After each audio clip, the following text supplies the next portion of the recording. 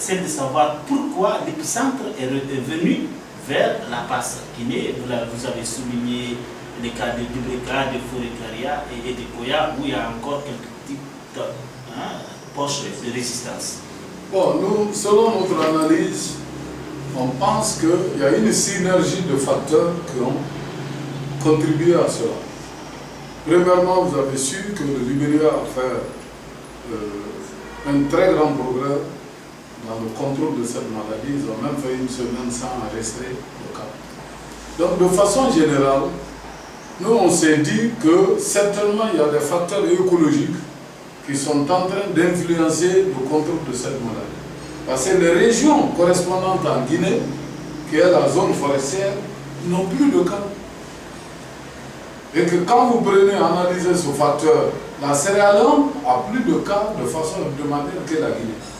Donc les derniers foyers de cette épidémie ont les mêmes écologies en Guinée comme en Sierra Leone. Donc si vous voyez, les choses sont concentrées maintenant vers la basse Guinée, en Guinée, mais la partie côtière aussi de Sierra Leone.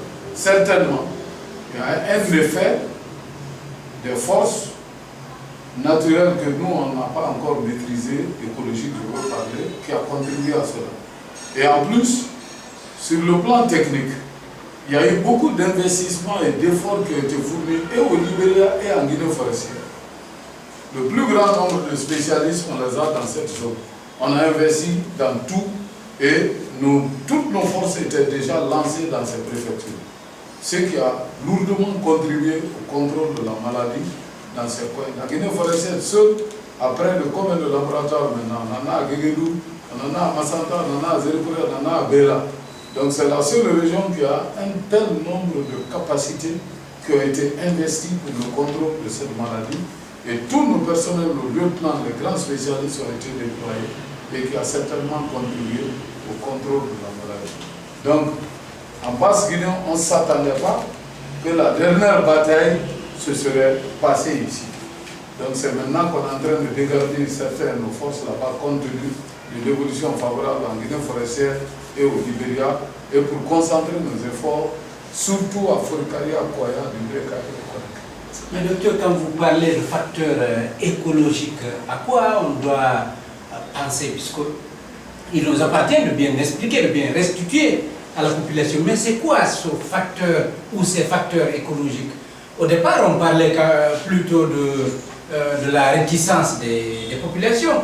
Et ce discours est difficile à étayer aujourd'hui parce que c'est Conakry et les régions des préfectures de la Basse-Guinée, donc proches de Conakry, qui écoutent les radios, qui regardent la télévision.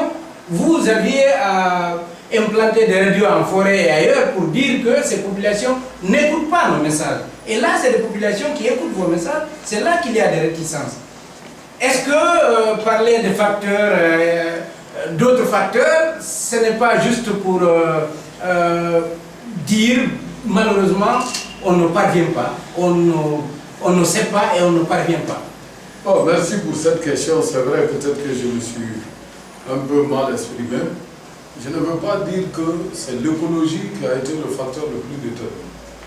Mais c'est l'un des facteurs qu'il faut prendre en compte dans l'évolution d'une maladie. En quoi? Et toute épidémie naît, se développe, après disparaît, même sans lutte organisée comme on est en train de faire.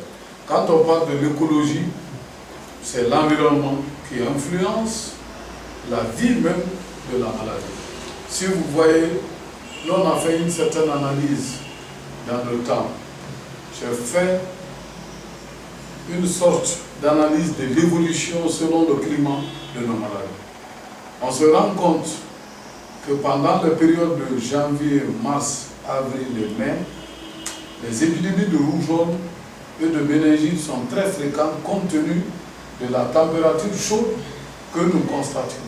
Ça, c'est le phénomène naturel qui a été constaté. Et quant au choléra, ça survient pendant la saison pluvieuse. Donc à la veille, à l'orée de chaque saison pluvieuse, nous prenons des dispositions. Et là aussi, nous savons aussi que Ebola aime beaucoup les zones humides. Et c'est pour cela qu'il a beaucoup frappé dans les régions forestières Et comme Conakry aussi a une sorte d'écologie qui se ressemble un peu en partie à ces zones-là, donc ça explique un peu la persistance dans certaines localités de la région de la Basse-Guinée. Et sans compter, vous avez touché un mot d'information de la communication. Durant cette riposte, on a changé beaucoup de stratégies de communication. Et actuellement, on s'est dit qu'on ne peut pas changer le comportement de quelqu'un sans lui.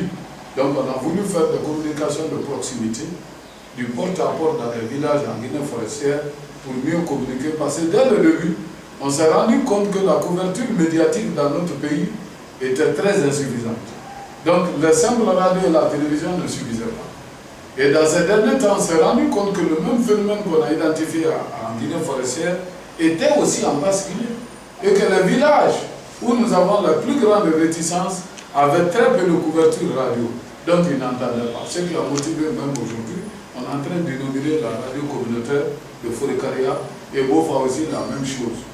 Et sans compter le poids aussi des rumeurs qui étaient engendrées par les populations de Conakry avec la peur à cette maladie. Donc beaucoup de gens téléphonaient à leur truc de ne pas accepter nos interventions, etc. Donc pour l'évolution de cette maladie, il faut le voir en termes de synergie de facteurs, de l'effort que nous avons produit, de l'écologie et aussi des populations aussi qui ont bien répondu par endroits qui nous ont permis d'obtenir la situation que nous avons, et même les populations, certains aussi qui n'ont pas voulu contribuer et qui ont aussi freiné nos efforts. Aujourd'hui, est-ce que vous pouvez dire à ceux qui nous suivent, qui nous écoutent, quel est le principal frein de la lutte contre Ebola en Basse-Côte et à Conakry? Le principal frein de la lutte contre Ebola, il y a deux, la réticence et les rumeurs. Les rumeurs ont fait beaucoup de mal à nos dispositifs de riposte. Et la réticence, la mauvaise compréhension aussi des populations qui disaient que la pulvérisation c'était pour cultiver, distiller le virus, et qui disaient qu'on a pulvérisé dans les écoles pour tuer les enfants. Alors un médecin assermenté qui s'est engagé dans cette profession pour sauver des vies, on le décrit maintenant comme étant un assassin qui est venu pour assassiner son peuple. Donc cette image de rumeur a causé beaucoup de tort à l'élan patriotique des Guinéens pour le contrôle de cette maladie. Et l'un des facteurs qui a favorisé le Libéria a pu contrôler la réticence il y a très longtemps. Et ça a été un des motifs que le Libéria, qui avait plus de cas que la Guinée, a réussi à atteindre ce zéro Ebola en un temps record. Mais les Guinéens se sont beaucoup laissés emporter par les rumeurs. J'ai entendu, on m'a dit. Et même fois, on a communiqué de vérifier les informations, de vivre les faits, de vérifier les faits. Mais la plupart de nos concitoyens, dès qu'on lui dit qu'on a réveillé mon grand-père Sundiata, il va dire où ça y est? Il dit donc là, c'est vrai, on m'a dit que Sundiata s'est réveillé. Alors cette faculté de discernement, nous invitons les uns et les autres à l'avoir pour pouvoir venir à bout de ces rumeurs. Ce qui est sûr, la réticence est devenue très faible. C'est à vous, la presse et nous, de faire le monitorage des rumeurs jour pour jour, afin que ces rumeurs-là n'entravent pas le reste de cette lutte qu'on risque de terminer à Conakry parce que Forêt-Caria a pris un bon élan.